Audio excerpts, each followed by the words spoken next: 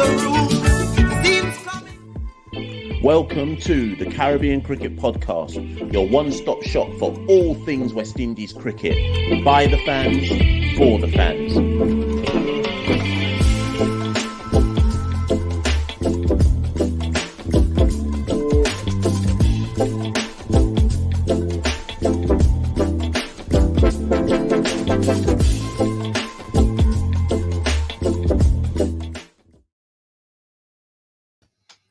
Yes.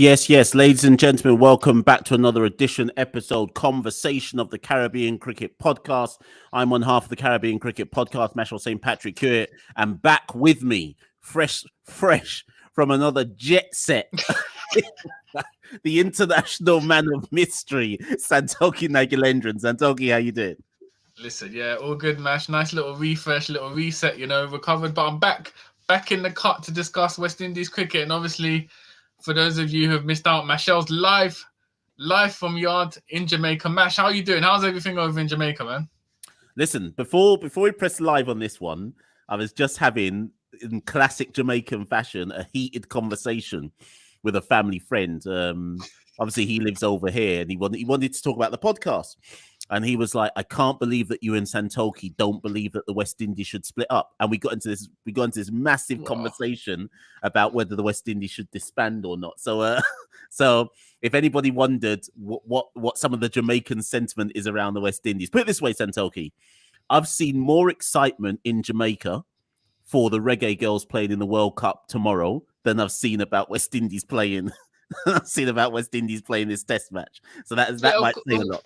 Of course, mate, Mash, because the Reggae Girls actually have a chance of winning the match, which is more than can be said of West Indies cricket for the past few months. So, understandable. But yeah, the whole West Indies should play into separate nations. I think it was an Indian, not sure, journalist, former player who started that debate, and it's kind of taken hold. But we'll need to do it. We've done an episode on it for 99.94 last year. We'll probably need to do a whole nother episode on that whole debate, because obviously there are two sides to the argument, but we're very opinionated in our beliefs, but we'll definitely address that in a separate episode.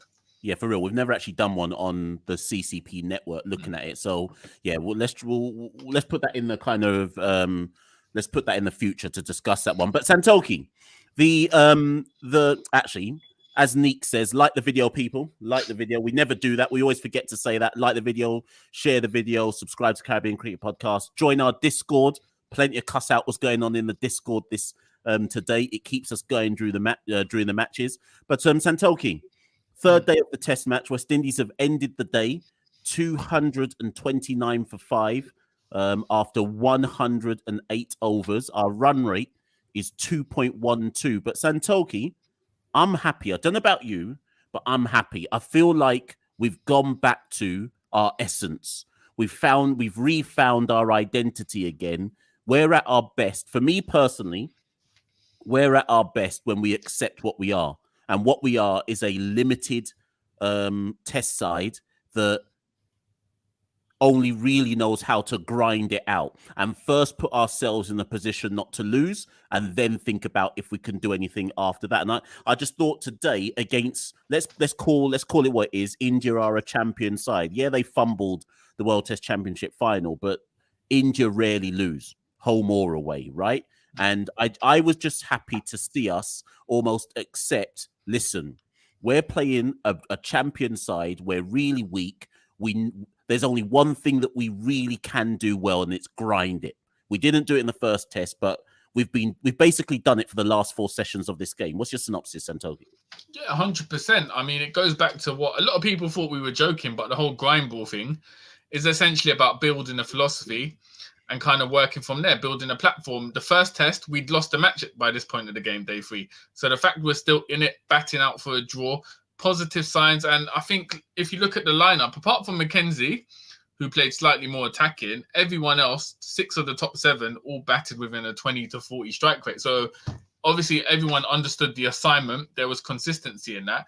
And we're frustrating the Indian bowlers. We can't just go straight from losing to India to suddenly getting wins. It's about building. So if we can build a platform where we bat out a draw, not just like, rain washing out, if we actually play the 5 days and bat out a draw, that's positive signs for the team to take. And I feel like the composition of the team, Mash, we've always talked about it, has got players who can soak up balls, whether it be Brathwaite, Chanderpaul, Josh De Silva, those players. So it feels as if we're almost playing to their strengths as well with this sort of grindball tactic.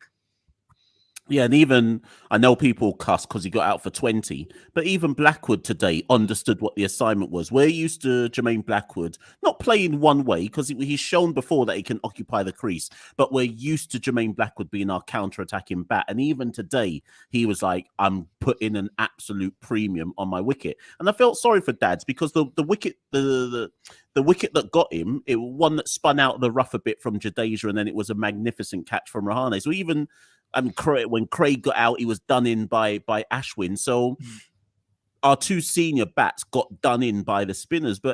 And maybe Josh's was soft. Of everybody, I thought Josh's was a bit soft. Siraj got one through the gate. I think Josh went for kind of like the booming straight drive, or whatever it might have been, and got done through the gate. But as you say, I think that phrase is correct, Santoki. Everyone understood the assignment. And for me, the first assignment was one, bat overs.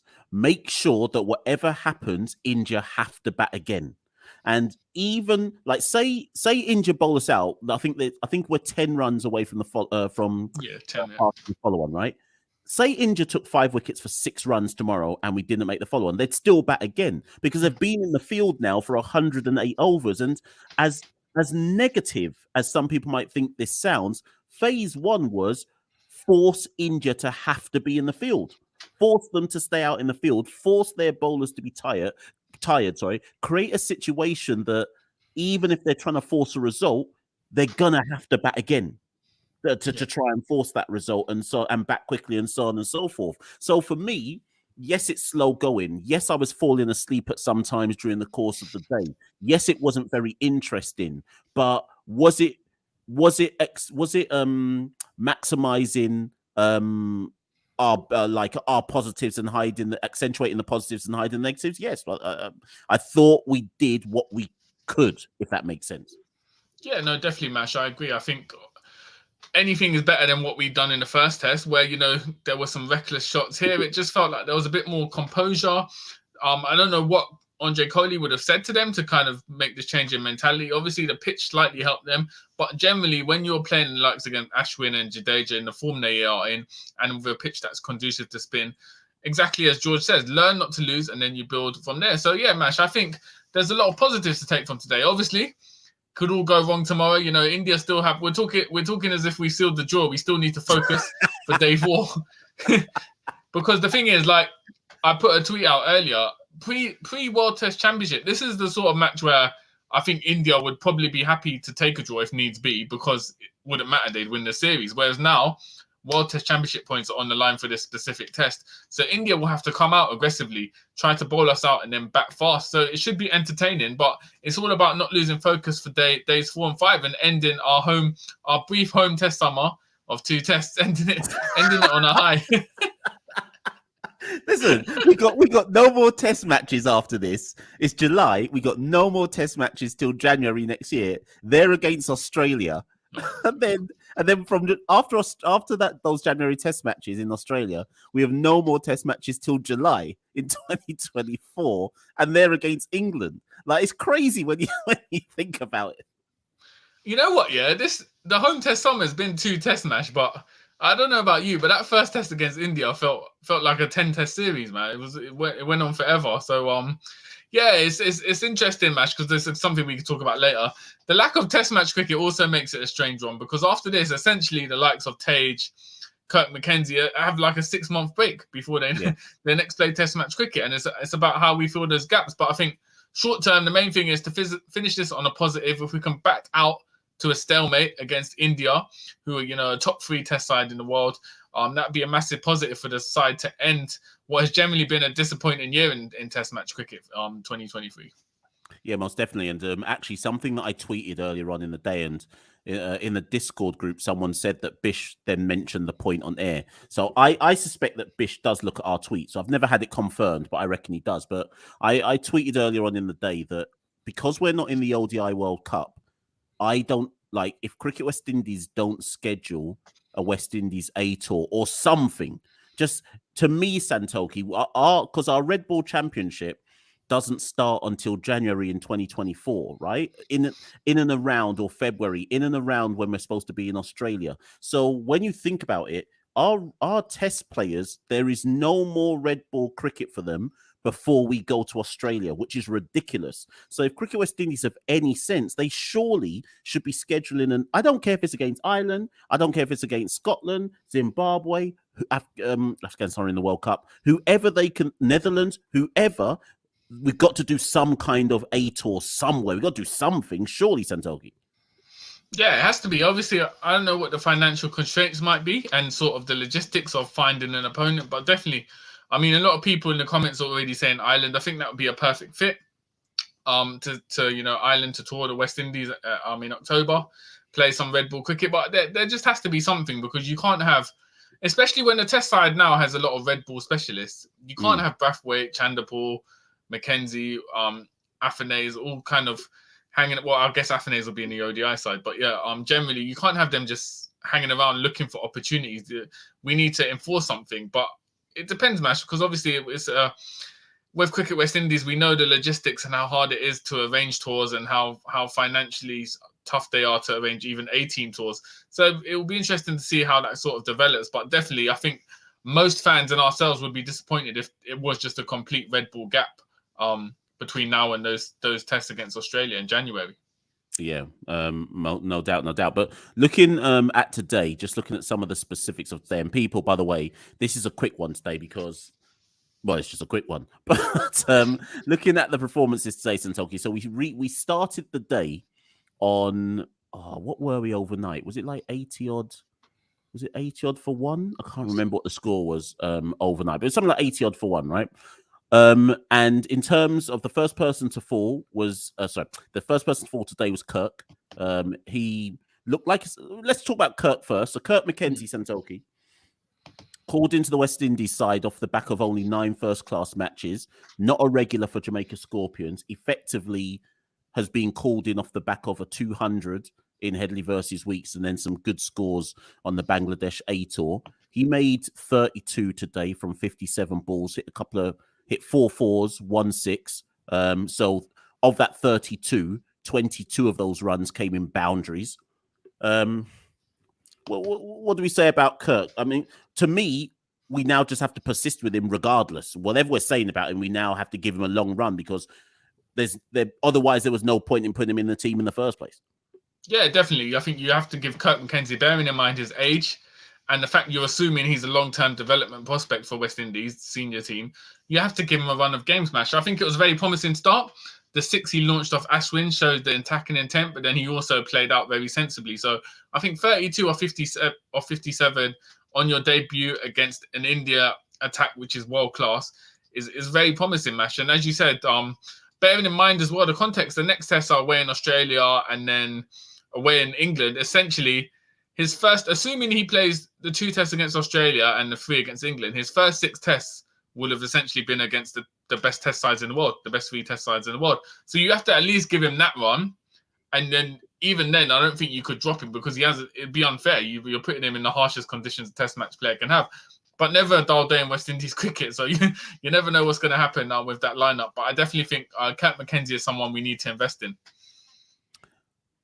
Then when Kirk fell, Craig and Dads put on a partnership of 40 runs before Craig was done in by Ashwin. Brilliant delivery from Ashwin. Craig looked like he was settling in for one of those all-time epics where he just never leaves the crease. He made 75 from 235 balls. And as ever, Santoki, I did some digging and I looked at the stats since Craig took the captaincy on that pandemic tour to Bangladesh. Every single test match we have either won or drawn since Craig took the captaincy. Craig has scored something in excess of 50 runs. Sometimes it's a century, sometimes it's 50. I don't want to say we depend on Craig. I'm not saying it's as simplistic as that. But do you think, because I was having a bit of a back and forth with the cricket prof who's been on our podcast before, And I made a comment to him, or I posted something where I said that the present day Craig Brathwaite gets into every single test match side as an opener, except England, just because they have a different philosophy.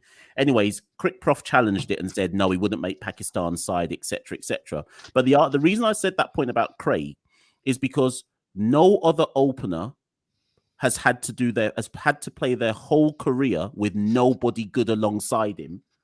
Craig's unique, right? He doesn't play any other format.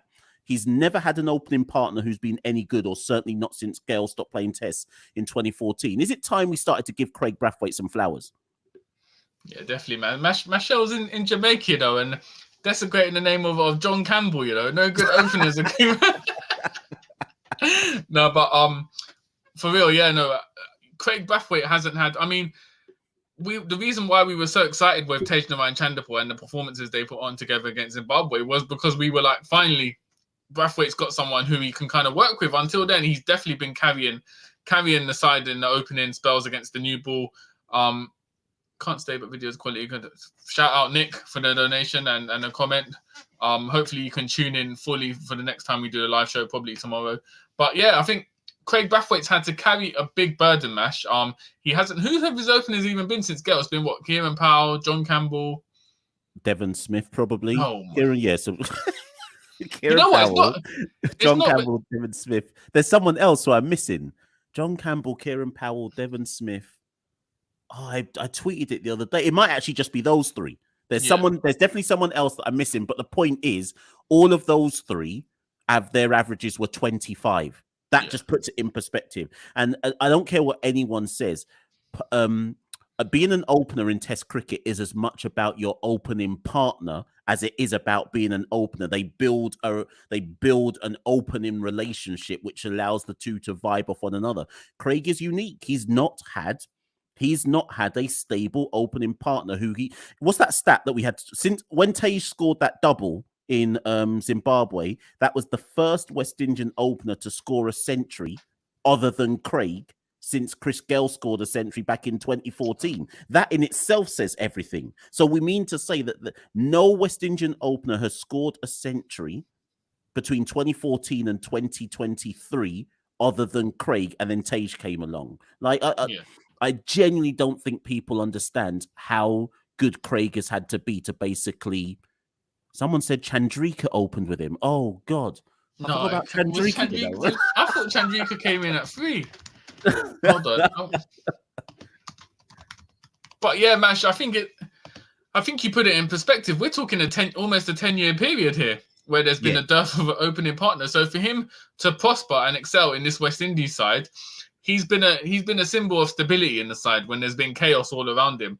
And obviously, since taking on captaincy duty as well, it's improved his performance as well. He's really stood up to that task as well and been an efficient captain. So salutes to Craig Brathwaite. But it is a shame that a player of his quality, you just feel his potential hasn't been maximised in this West Indies side, essentially, because of the lack of support around him.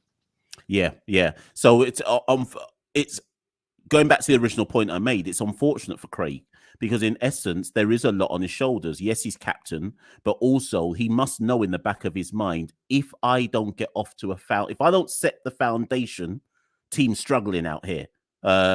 So it just speaks to, and like I say, we're both big fans of Tage. We hope that Tage can be another Craig. I know some people don't like Tage's strike rate, but it is what it is. I'd rather Tage and Craig seeing off the new ball and batting out 200 balls than have somebody who hits a quick 20 and then is out after like 32 balls, not mentioning any names. Oh, listen, Mash, we need to build a statue of Craig Brathwaite outside Kensington Oval. Yeah, in Kingston against Australia, he opened with Chandrika. Chandrika fell for a duck.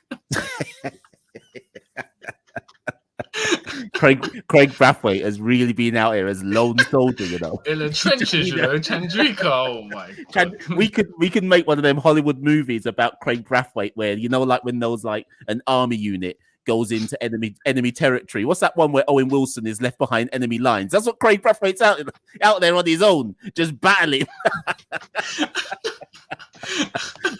But oh my gosh. So Craig fell and the score was 157 for 3. I can't remember if that was just before tea, you know. or lunch even. No, it was after lunch because it was one wicket. It was after lunch. Anyways, then who came in? Athanaze came in with Blackwood. They had a partnership of about 30 odd, and then Jermaine got done by Jadeja. Let's just talk quickly on Jermaine Santoki. If I said on the last live, which I did after day one, oh my God. Look at that one. Gio out here Gio out here hating on Craig. You know? Oh my. but Santoki, I said after day one, or maybe it was in the test match preview, I said if Jermaine Blackwood doesn't get a score in this test, he will see his test match average fall under 30. If he doesn't get a score I know he was done by a good ball today. If he doesn't get a score in the second innings, would you drop him? I think based on performances, I would, but I don't know who the obvious candidate would be to bring in, unless you're bringing in a Bravo or Bono, for instance. No, because everyone will say Shea Hope or Brandon King. Oh, no, I don't think you're bringing I don't think you're bringing in Brandon King anytime soon, because what are you going to be basing it on essentially? And Shea Hope, because of his county spell as well, there's always that hope. But for me, if it was between Blackwood or Shea Hope, I would stick with Blackwood, to be fair. I don't know what I feel like Shea Hope's had enough opportunities. Obviously, some will argue that, he could bat further down at number 5 and prosper. But I just feel if I had to pick between the two, I would go Blackwood. Boy, you want to cause a war out here, You're listen, man. I don't think I don't know what. I mean, people are adamant. We've had so many fans, man, adamant that Shea Hope just needs to come in, bat at 5, and that's it. Like, he's going to be scoring the runs. I just don't think it's going to go the case. We've seen it before in Test match cricket. I just think Shea Hope at this point is someone who just focuses on 50 overs and maybe trying to make a mark in a T20 game. But I just don't see him making a massive. I don't think there's been enough changes to the fundamentals of his game for him to suddenly succeed in red ball cricket. All I would say is this, because I know there's plenty of people watching this who are not in the chat, and there are plenty of people in the chat. So all I will say is this. If Blackwood gets dropped after this test series and we go to Australia with somebody in Blackwood's place, you run the risk of your number 3, 4, 5 basically all being debutants. So let's say it's Brandon King. And I know some people say, but Brandon King plays in the ODI side, etc., T20, whatever. But at the moment, we've got Kirk McKenzie at number 3, 9 first-class games. Blackwood dropped, so you have to replace him with someone else. Whoever you replace him with is either someone like a Brandon King, test match debut, or Shea Hope, test match average of 25. Then you go to Alec Athanaze, who would be going to Australia with going into his 3rd test match. Whoever you take there would never, say it's Brandon King, you would have 3, 4, and 5 all going to Australia, having never played in Australia and only having a total of 3 test matches between them. I don't know. So I get it. I get all those people who will say drop Blackwood and this, that. But then you have to consider our next test assignment is Australia away. So I just want people to acknowledge that and understand that we're going from the frying pan versus India at home into the fire once we go to Australia again. So and also Tage would have only been a year into his test career essentially still by then. So Bobby you've Burns. Essentially got of the top 5, you'll essentially have a very, very inexperienced Bobby Bunge. You guys acting like Hope is shit, Shea's class. But what are you basing that on, though? I don't get what everyone's saying. Shea Hope. I get he's a class batsman because we've seen it in ODI cricket. But in terms of red ball cricket, what are we basing that on? The thing about Shea Hope is this. If anybody else in West Indies cricket had played 36 or 37 test matches... 38. He's played 38 and the average is 25. 25. So that's what I mean. It's literally 25.01 or something like that, isn't it? Right. If that was anybody else in West Indies cricket, nobody would be asking for them to come back in the side. I'm not saying. Now Matt then says, where is it? Matt then says you're basing this off Hope off his drop 3 years ago. I agree, Matt. But every time I bring up the point about bringing Bravo back and saying that everyone's basing Bravo's no good based on 3 years ago, everyone always says to me Bravo's time is done. So how can Bravo's time be done? But whenever we make the point that Hope's time is done, everyone's like, nah, it's different. Yeah. Like I don't like. Don't get me wrong. If Hope comes back, Hope comes back. But I just want people to be consistent. in their argument. Be consistent. If you're saying Hope can come back, then Bravo can certainly come back because Bravo's got 8 test match centuries. So be consistent with the argument, people. I just Nkrumah Bonner averages 38. Let's be consistent, people. Like what's going on here? Only thing I can think of is obviously a lot of us thought Hope would get back into the test side for these India matches because of he played with Yorkshire and all that kind of stuff. But bearing in mind the ODI qualifiers were there, selectors probably, if I was to guess, thought that it's too much for him to take on captaining in the ODI qualifiers, then coming to the India test. So there's always the possibility, Mash, that he's just waiting in the wings at the moment to come in for those Australia tests. Bearing in mind, there's no real context to ODIs for the next few years for West Indies. True. And what I will say as well is we have to remember that ultimately Desmond Haynes is the selector. Hope's coming back to the test side at some point in the very near future. So that's the reality of the situation all the same. But anyways, this isn't supposed to be an episode about Shea Hope. Okay, actually, let me say this point. Hope is 29, Bravo is 34. Hope hasn't played in 3 years. Neither's Bravo. Usman Khawaja is 36. Does that stop Australia playing Usman Khawaja? Get out of there with the Bravo is 34 argument, people. Come on, man. West Indies are in no position for anybody to be telling me how old anybody is. Bring back Shiv Chandapal at 49. Like, no, it don't matter how old anybody is. Anybody who's good can get into this West Indies team right about now. But yeah, it's interesting, Mash. Tyrell in the comments said Tevin Imlak's up next in terms of the keys. It's interesting because he's obviously come as a reserve player for this side. His batting hasn't been great domestically, but they obviously see something in him in terms of his wicket-keeping ability.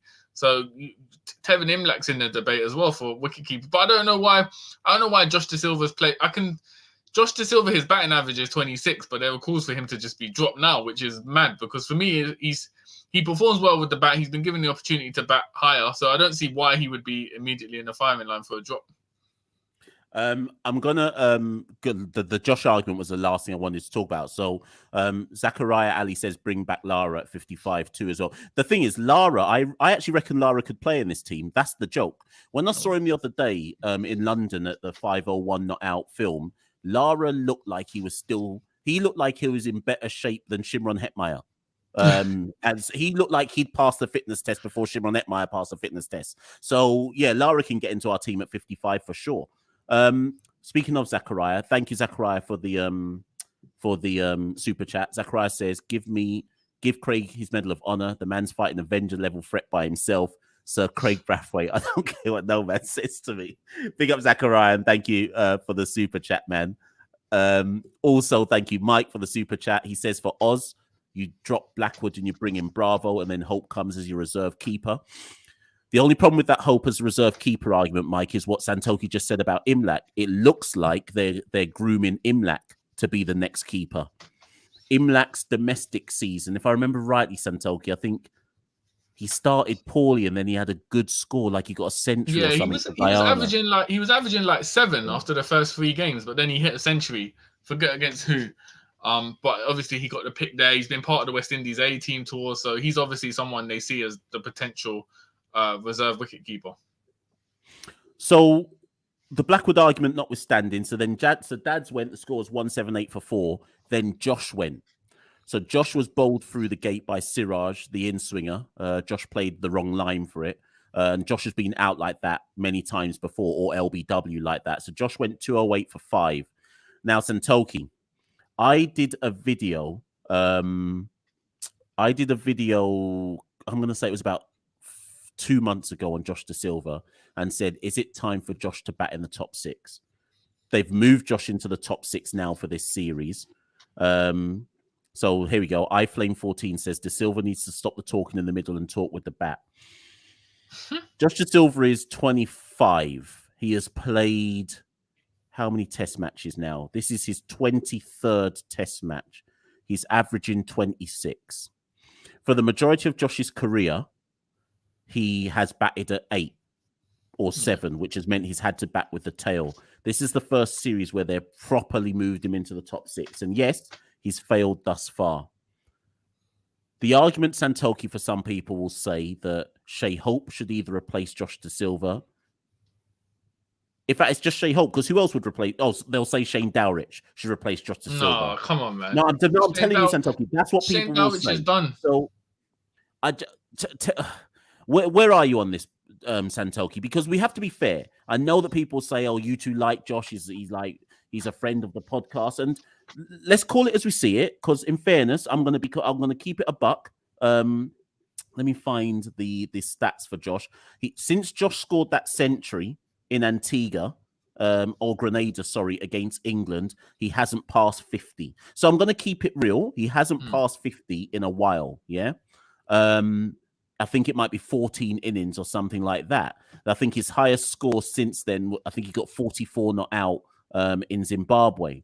But my argument is this. For those who are saying Josh has to be dropped, my argument is this. Since that maiden 100 against England in Grenada, Josh has played Australia away, South Africa away, and now India at home. I'm not saying that's an excuse. I'm just saying that that's who he's played, right? I accept that Josh should be doing better. But if you're going to use those 14 innings since his century as evidence that he's dropped off, you also have to acknowledge that 12 of those 14 innings have been him batting at number 8 with Alzari Joseph, Kimar Roach, and whoever else came at number 11. So I get it, but I just don't think, Santoki, it's as simplistic as saying the man's not scored any 50s when for the majority of his career, he's been batting at number 8. Yeah, definitely. And I think it's a case of, we've seen players. One, I don't think his form is alarming enough in the context of the opposition and the short time span for to say suddenly get a drop. And we've seen so many players in West Indies cricket, Ruston Chase, for instance, been given extended lifelines, whereas I feel Da Silva someone who you need to stick with. Obviously, next year, when we play against England and South Africa at home, if he's struggling then you can have the debate about whether you drop him. But I just don't see why you drop Josh Da Silva at this point in time. Give him a chance to bat higher. Big up Simon Preston as well in the chat. I can see him somewhere there. Sports City. Mash is right at home in Jamaica, Mash. Home is where the heart is. Big up Simon Preston. Anybody who's into Jamaican sports, go follow Sports City. Simon is the number one guy to first and foremost follow the reggae boys. But if you're interested in the reggae girls, lacrosse, rugby league, Simon Preston is your guy. Go to Sports City, people, and go follow Simon. Simon linked me, by the way. Remember, we're supposed to link up next week.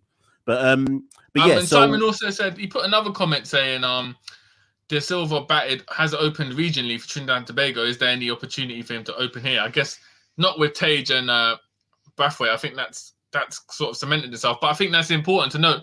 When Ramdin did come back to the Trinidad and Tobago side, Josh opened for Trinidad and Tobago, which sort of shows that he does have the batting credentials. It just needs the opportunity. If you're batting with the tail end, it's very, very hard. We saw Shivnarine Chanderpaul do it in the latter stage of his career. And he was a world-class batter, and he often struggled, trying to keep the tail-enders in, rotate strikes. So for Josh to do it as a youngster in the side, relative youngster, is very tricky. So now he's got the opportunity to bat higher. We need to give him a run in that and see if he can prosper. Yeah, no, I actually, an argument for another day, but I would actually pick Josh Da Silva in the ODI side. But that's an argument for another day. I won't get into that one just now. So anyway, Santoki, Josh got out. It was 208 for 5. And then Jason Holder came in and we basically batted out a very testing period in the final, 10 overs. Siraj and Mukesh were basically hooping the ball all over the place, swinging it in, swinging it out, etc. And to be fair to Jason and Athanase, they did well to see out that testing period. So we end the day on 229 for 5. We're 9 runs away from avoiding the follow-on, which, like I say, is target number 1. And then once we avoid the follow-on, Santoki, my next target is we just have to keep India out there for as long as we possibly can. Because India's objective will be obvious no matter what happens when they come to bat. It'll be score runs quickly and give themselves as many sessions as possible to bowl us out and to win the game. So they'll want a minimum of 4 sessions to try and bowl us out. They'll want all of day 5 and a testing period after tea on day 4 as well. I guess final thing to you, Santoki, before we close it. So we've got Jason and Alec at the crease with only Alzari Joseph at number 8, Kimar Roach at 9. It's a long tail, Alzari at 8, Roach at 9, Warwican at 10, then Big Shannon Gabriel at number 11. We're 209 behind, Santoki. How many runs do you realistically think we can expect this side to put on before India come to bat again? I would say we should aim to score 50 more runs. I think if we get 280, I think that's realistic. 280 all out, 50 runs ahead. The thing is, India would then need to bat and score enough and score what? Another 200 runs? Because that would reduce the lead to 150. India would at least have to score at least minimum 200 runs because they don't want to. Yeah. I'm not saying we chase anything. Yeah, I'm not saying we chase anything, but they can't give us a low total to chase. If we can bat till lunch and get a 50 to 80 run lead, India have to bat fast, but even then that would take them the majority of the day to get to that position. Then it's just a case of West Indies batting out one day, 90 overs or 98 overs. Obviously we know they could crumble in that, but I think that's a realistic challenge for this side, considering they've done it in the first innings, to just bat out a day. Right, so that's the objective, people. We're saying minimum 50 runs, get the lead down to 150. India would then have a 150 lead. We believe that India would have to make at least 200 to give us they wouldn't declare, even against us, they wouldn't declare with anything less than 350. Because you just don't do that. Even though they could declare with a 200 lead and win, they would not declare with anything lower than 350. That's going to take the majority of the only plot twist would be because they need to win for World Test Championship points, because India, after losing 2 finals, World Test finals, they badly want to win it. So they need all the points they can. They could dangle a carrot and give us like a 300 target to chase in a day and a bit. Because if you set us a 350 to 400 target, they know that we're just going to settle in for a draw. Out the day. Yeah. Whereas 300 in a day and a bit, like 100 or so overs, you can feasibly get that. So we might try and come out to win it. So they could dangle the carrot, which would make for an exciting test match, basically. And I'm glad Santoki just ended it by saying which could make for an exciting test match, because as much as the first 3 days have been what looks like a bit of a snooze-a-thon, we're actually in a very interesting phase of the game, because now we've entered the stage where we start to consider what will India declare on. What will they set West Indies? And then we have to pretend that West Indies can win. we have to pretend that West Indies can win the test match and have some excitement for day 5. But listen, Santoki, we'll lock in again. We'll lock in again tomorrow. People, it's midnight where Santoki is. It's only 6 o'clock where I am. So we'll lock in again, Santoki. Everyone, if you want as I said yesterday or whenever I did the last live, if you want the Discord chat, people, after we've locked off this video, just go in the comments for the YouTube video. Tell me you want it, or send a DM on Twitter or whatever, and I'll send you the link, because that's our safe space for where we talk about the match as it's going on. But thank you, everybody, for coming in the live. If you haven't done so already, press like, share the video, press subscribe, tell people about the Caribbean Cricket Podcast, and lock in again from tomorrow, 9 o'clock. If you're a Jamaican, 5 o'clock in the morning, Jamaican time, Reggae Girls versus France. Make sure you're up. Big game tomorrow. World Cup and that. But everybody else, lock in for tomorrow. Santoki, enjoy, and I'll catch you tomorrow, yeah? Yeah, cool. Peace, people. Thank you for listening to another episode of the Caribbean Cricket Podcast. We rule the cricket world. Now the rule seems coming. Welcome to the Caribbean Cricket Podcast, your one-stop shop for all things West Indies cricket. By the fans, for the fans.